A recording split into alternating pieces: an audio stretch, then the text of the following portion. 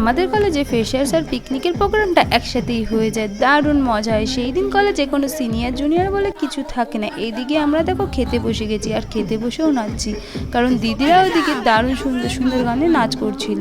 অনেক তো নাচানাচি হলো, এবার তাহলে একটু খাওয়া দাওয়ায় মন দেওয়া যাক। পিকনিকের মেনুতে প্রথমেই ছিল প্লেন রাইস, তারপর দিয়ে দিয়েছিল গন্ধরাজ লেবু আর ভেজ ডাল। ভেজ ডালের সাথে দিয়ে দিয়েছিল গরম গরম ফিশ ফ্রাই, জাস্ট দারুণ খেতে ছিল। ডালের সাথে জাস্ট দারুণ লাগছিল।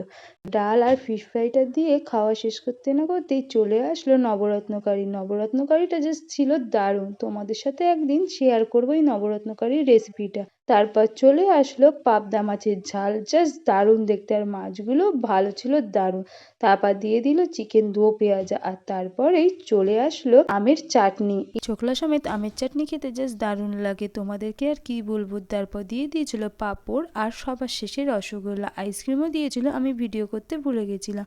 ভিডিওটা কেমন লাগলো অবশ্যই কমেন্ট করে জানিও। টাটা বাই বাই, পরবর্তী ভিডিওতে দেখা হবে।